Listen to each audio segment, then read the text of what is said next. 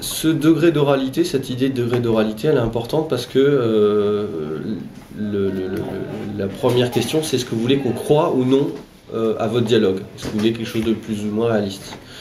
Ou est-ce que vous voulez qu'on soit plutôt du côté littéraire? Je vous donne un exemple, Clair de femme, de Romain Gary, qui est déjà un petit peu de Émile Ajar d'ailleurs. Petit livre satisfait remboursé là encore. A des dialogues très très très écrits. On dirait du Audiard, on dirait du... Enfin voilà, c'est très très très écrit. Même plus écrit que le texte qui accompagne le dialogue. Et pourquoi pas? Mais je n'y crois pas une seconde. J'ai plaisir à lire l'histoire. Je suis un peu dans du Sacha Guitry, quoi. J'ai plaisir à lire l'histoire, mais c'est pas réaliste du tout. D'accord? Par contre, quand je lis, par exemple, Ensemble c'est tout d'Anna Galvadla, j'ai l'impression, même si c'est pas vraiment ça, voilà, j'ai l'impression que c'est du dialogue réaliste. Alors je vais en prendre un au hasard. Et ne vous mettez pas dans des états pareils. Je voulais juste savoir, c'est tout. Il était là l'autre? Qui ça? Le cuisinier? Non, bien sûr que non, voyons. J'aime mieux ça. Oh, j'ai si mal au crâne. Je vais descendre à la pharmacie. Vous avez besoin de quelque chose d'autre? Non, merci. Très bien. Ah oui, il faut que je vous dise, nous n'avons pas le téléphone ici. Mais si vous voulez prévenir quelqu'un, Franck a un portable dans sa chambre. Ça va, merci. Moi aussi j'ai un portable. Il faudra juste que je récupère mon chargeur là-haut. J'irai si vous voulez. Non, non, ça peut attendre. Soit. Philibert. Oui, merci. Allons. Alors, déjà, première remarque, si vous n'avez pas le contexte, c'est un peu chiant comme la pluie. D'accord? Qu'est-ce qui se passe dans un dialogue comme ça?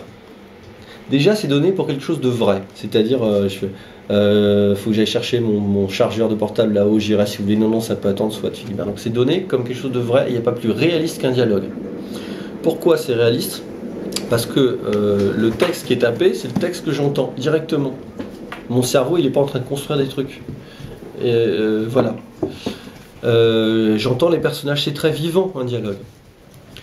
Donc ça crée vraiment de la vie, tout simplement. C'est pour ça que Benakista, par exemple, il y a une astuce dans un livre sur deux. Il commence son roman par une phrase qui n'est pas forcément une phrase de dialogue, mais qui est une phrase entendue. Donc, je sais pas, moi, les... Voilà. Hop. Benakista. Petite astuce, hein, donc pour commencer... Alors, pour commencer un roman ou pour commencer même un chapitre. Donc là, on est sur des romans, je prends un peu au hasard. Alors, il commence... C'est pas forcément la première phrase, mais c'est très rapidement. Qu'il est triste le Venise de 19h32 l'hiver. À 19h28, les derniers voyageurs courent sur le quai. Je les attends au pied de ma voiture, la 96. L'un d'eux me tend sa réservation couchette. Lei parla italiano? Donc voilà, il y a une phrase qui sort. Ah, Vérole, l'accent milanais, blablabla. D'accord? Donc ça, c'était la Maldon des Sleeping. Génial. Alors, la Maldon des Sleeping, vous l'achetez et vous le lisez pendant un voyage en train. Je plaisante pas. C'est un faux polar, parce qu'il ne se passe pas grand-chose niveau polar. Mais c'est le quotidien d'un gars dans un train couchette. Et c'est hallucinant. Les morsures de l'aube. Où on va dormir? Je sais pas. J'ai faim. T'es pénible, Antoine. En me penchant jusqu'à la taille. D'accord? Ah oui, il y a une vie. Le dialogue, c'est la carte de... Je mets du vivant, je mets du... Voilà. À partir du moment où je mets du vivant, il y a aussi autre chose qui se produit dans le dialogue.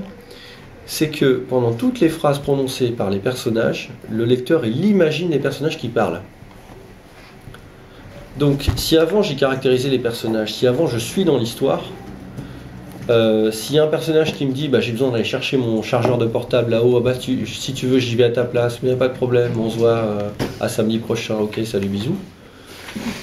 Eh bien je le vis en tant que je vois deux personnages qui communiquent, que j'aime bien, je sais que lui, il veut lui dire qu'il l'aime et puis il n'ose pas, ou je sais pas quoi. Et je vis l'enjeu que j'ai placé avant par rapport au personnage. Et je peux écrire franchement quasiment n'importe quoi, ça marche. D'accord? Attention, si j'ai que du dialogue comme ça, je risque de m'ennuyer.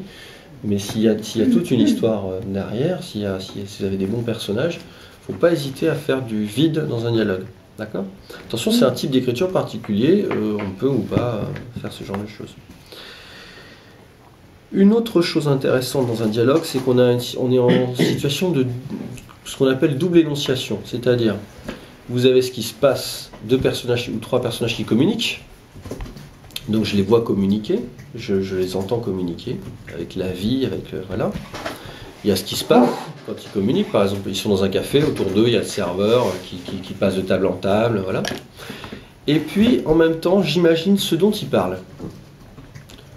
Donc, par exemple, je vais avoir 2 personnages qui vont parler, je sais pas, moi, l'une va confier à l'autre, à sa copine, ses problèmes de cœur. Je vais avoir en même temps dans ma tête, de moi, lecteur, les 2 copines qui communiquent dans le café, et puis l'histoire des peines de cœur de l'autre avec son mec, etc. Donc j'ai vraiment ces deux histoires qui se superposent simultanément, et ça c'est très riche aussi.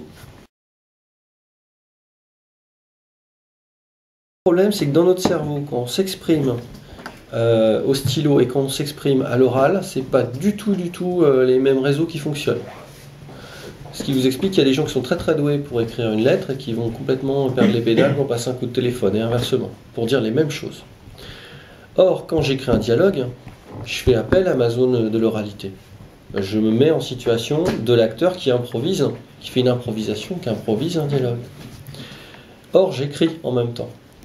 Donc, il y a beaucoup de gens qui vont avoir du mal à passer cette barre de l'oralité et qui vont faire des dialogues très très écrits qui du coup vont sonner totalement faux. Par exemple, Jean-Paul Sartre, qui dans ses pièces de théâtre, et pourtant c'est du théâtre, fait des dialogues où il rajoute après coup des chevilles d'oralité. Alors je ne me souviens plus les chevilles, je les ai pas là, mais par exemple c'est comme si on faisait un texte très, très littéraire et qu'on rajoutait tu vois.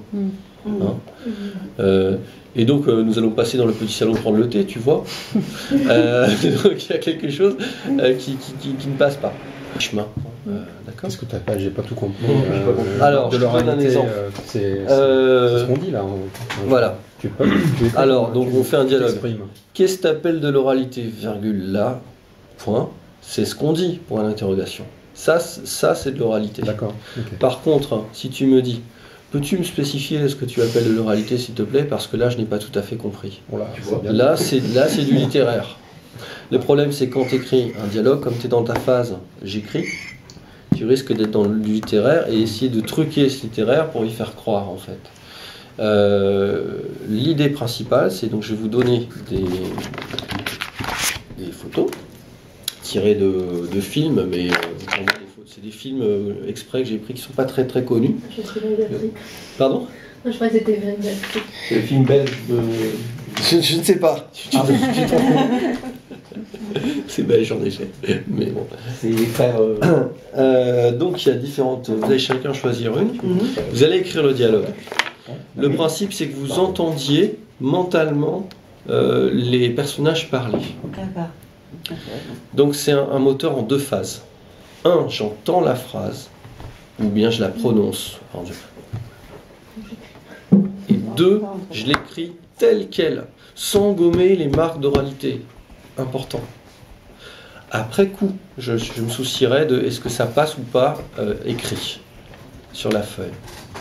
Mais premièrement, j'écris à l'oral, en fait. Voilà. Donc je prononce les phrases et voilà. Comme fait un scénariste d'ailleurs, les scénaristes, c'est à voix haute qui travaillent.